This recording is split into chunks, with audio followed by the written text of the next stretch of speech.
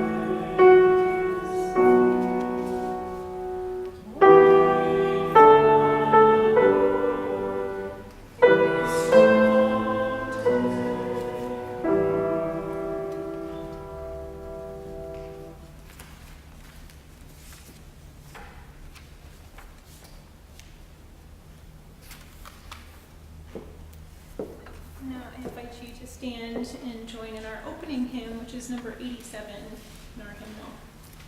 Comfort, comfort, now my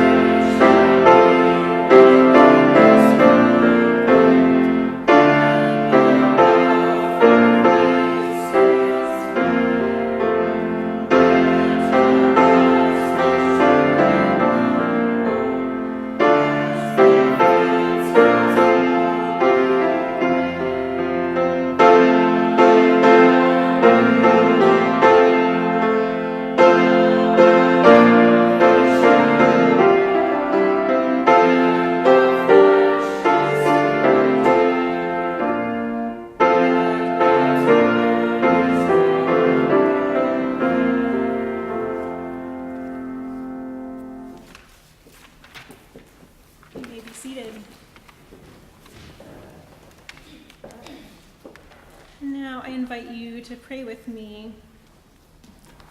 God of surprises and steadfastness, speak to us anew through ancient words. Renew your truth and presence here in this place as we wait for you. Dwell in our hearts, minds, spirits. Open us to your word for us. Amen. Our scripture lesson for today comes from the prophet Isaiah, chapter 64, verses 1 through 9. Oh, that you would tear open the heavens and come down, so that the mountains would quake at your presence, as when fire kindles brushwood and the fire causes water to boil, to make your name known to your adversaries, so that the nations might tremble at your presence. When you did awesome deeds that we did not expect, you came down. The mountains quaked at your presence. From ages past, no one has heard, no ear has perceived, no eye has seen any God besides you, who works for those who wait for him. You meet those who gladly do right, those who remember you in your ways. But you were angry, and we sinned because you hid yourself. We transgressed. We have all become like one who is unclean, and all our righteous deeds are like a filthy cloth. We all fade like a leaf, and our iniquities, like the wind, take us away. There is no one who calls on your name or attempts to take hold of you, for you have hidden your face from us and have delivered us into the hand of our iniquity. Yet, O Lord, you are our Father. We are the clay, and you are our potter. We are all the work of your hand. Do not be exceedingly angry, O Lord, and do not remember iniquity forever. Now consider, we are all your people. So this is a story about my life waiting over the last month. I'm not exactly sure what I was waiting for, but it feels like a particular kind of waiting that's symptomatic of this season we're in. Maybe it will be familiar to some of you. I'm going to take you back in time. Hard to believe, but it's less than a month ago, Halloween. It was a huge deal on our street this year, on 2nd Street. Many of you will know this. College families put up lights and scary displays, meticulously crafted, and hundreds and hundreds and hundreds and hundreds of kids show up for a few hours of trick-or-treating after weeks and weeks of costume planning. So I did my part, handing out pencils to kids with the help of a few college students, including Katie Jenkins, who's sitting in the back row, one of our interns. And I was delighted with the excitement of the evening. I'm not really a Halloween person, but it's fun to see, new experience. And then the night got quieter. The kids weren't running around anymore, and things returned to normal. And then, I'm not joking, 11:42 p.m. on Halloween, October 31st, the same Katie Jenkins, who only hours before was handing out pencils posts on Facebook, "Nathan, no, Christmas time is near. Can I put my tree up now?" This is Halloween. And an extensive debate thus follows between me and these two beloved interns of ours about whether it's appropriate for the tree to go up in the Presbyterian house across the street from this very chapel. Nathan, an inhabitant of the Presbyterian house, says absolutely not. Katie, also an inhabitant of our beloved Presbyterian house, calls him the Grinch. I make some claims about them being belligerent with one another. Nathan reminds everyone about the joys of Thanksgiving still yet to come, and on goes the debate for a couple more weeks until the tree finally emerges from the scary depths of the Presbyterian house basement last Sunday. Does this sound familiar? Maybe some debates you're having in your homes? So only a matter of hours after Katie's October 31st Halloween post, I started to get "Black Friday is here" promotional emails in my inbox. Now, Black Friday is only a day after Thanksgiving, but this was November 1st. I saw lights go up in town the first week in November that were, I'm pretty sure, not a nod to the Thanksgiving spirit, unless that's another Monmouth thing that I'm unfamiliar with. For the first week or two of November, and even now, I've felt a little lost in time. What holiday is it I'm supposed to be waiting for? Is it Thanksgiving already? Is it Christmas? Did I miss something? It's only the first week of November until it's not. It's November 27th, and the first Sunday of Advent is only days away. Christmas is still 4 weeks away, unless you're here at Monmouth College when it's December 5th from 11 to noon next Tuesday. But for the rest of the world, it's still the hurry up and wait time of the Advent season. And what are we waiting for? I share this collection of stories because they illustrate this very particular attitude toward waiting that this season seems to elicit. The passage from Isaiah resonates with me, especially in this season, because it seems to pose the much needed reminder and question, what and how are you waiting for the Lord?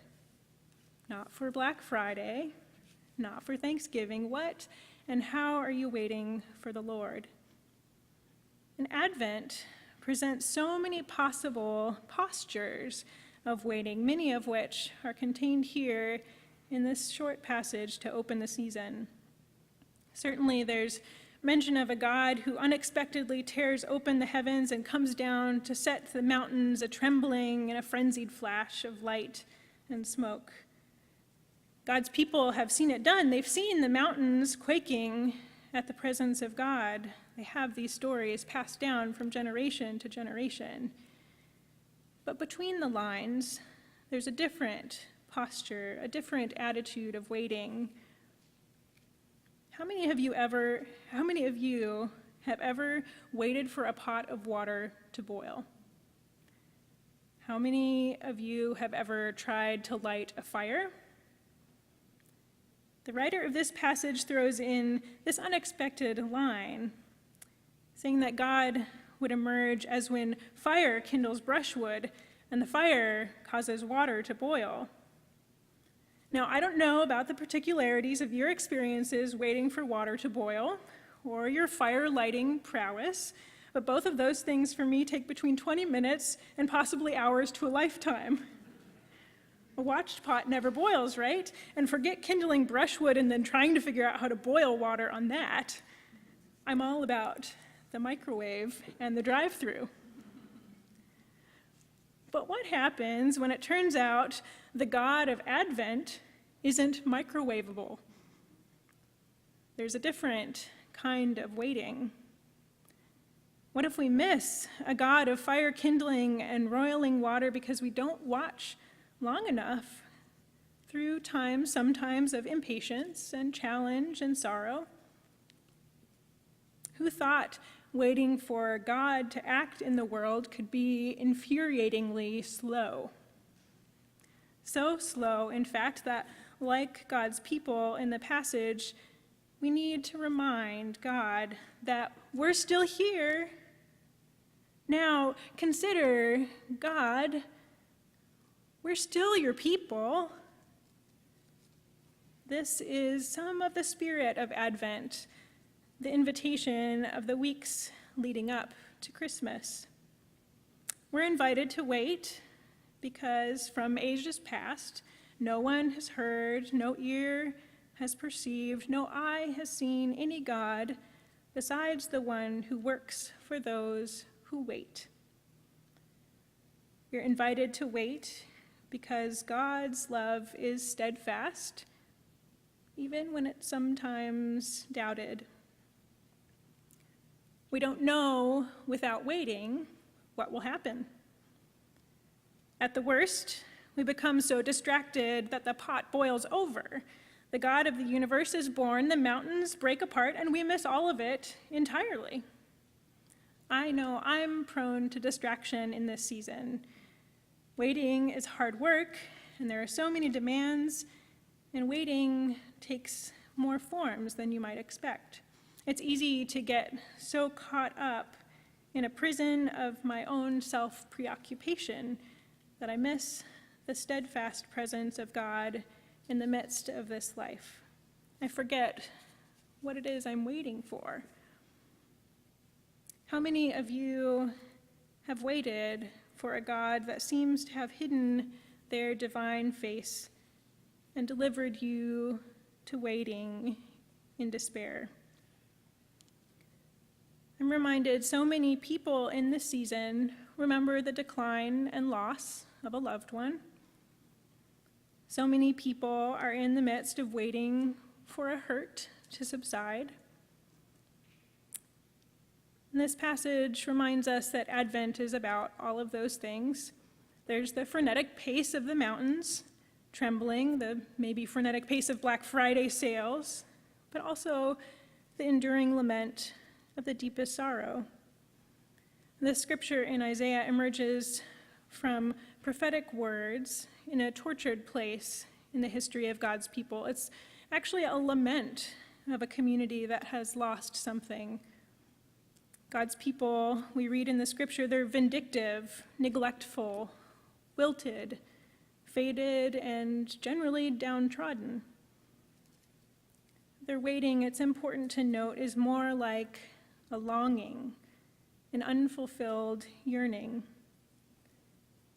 This is the Advent season for that, too. And it's just the beginning, after all. This isn't the only Advent day there is.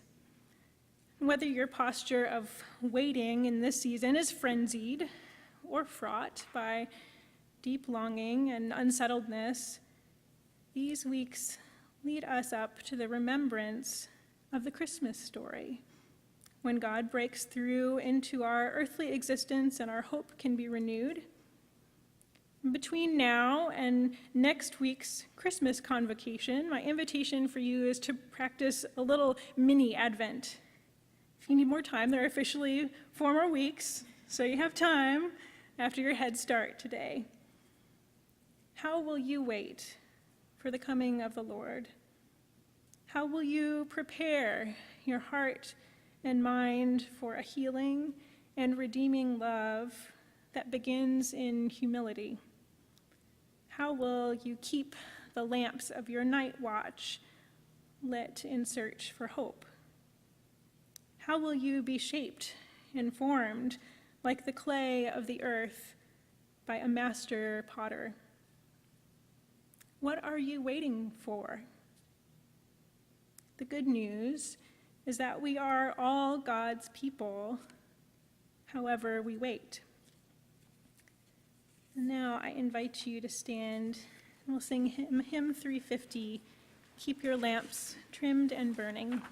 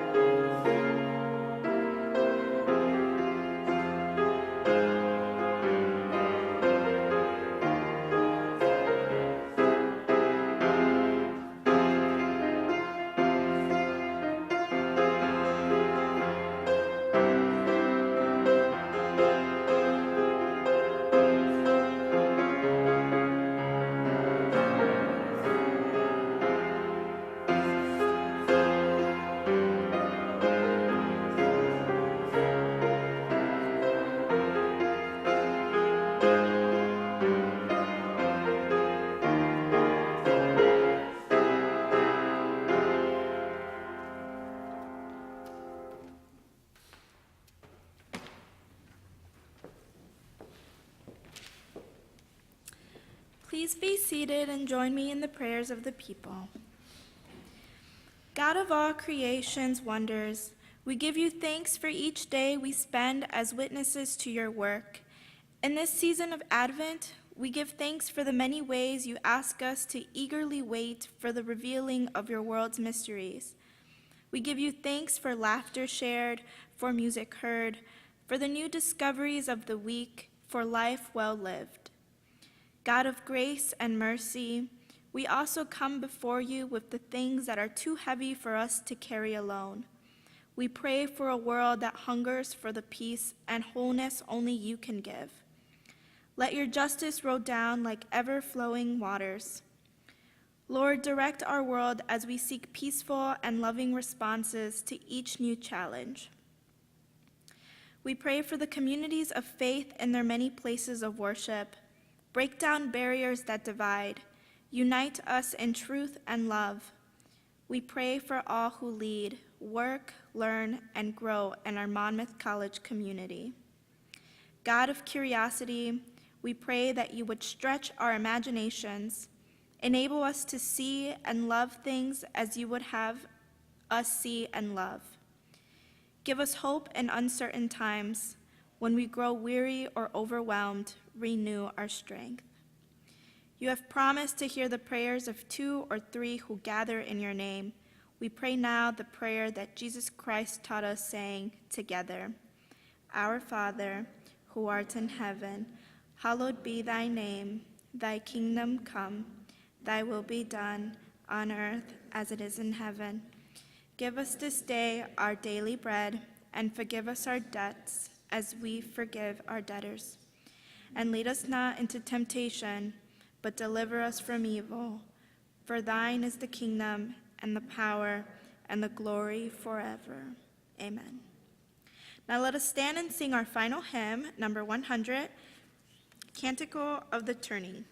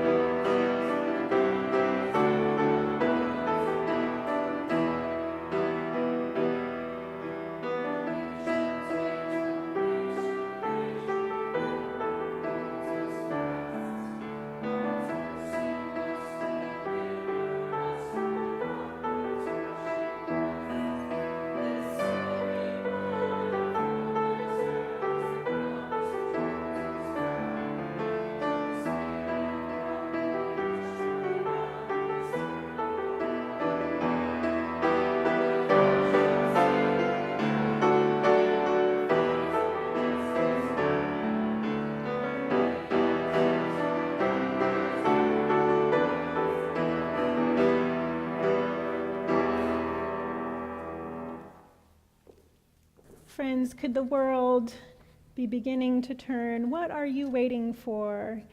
How are you waiting? The season of discovering what waiting can mean begins this day. Be encouraged by a God that goes with you in grace and in peace wherever you go. Go in that peace and courage and joy. Amen.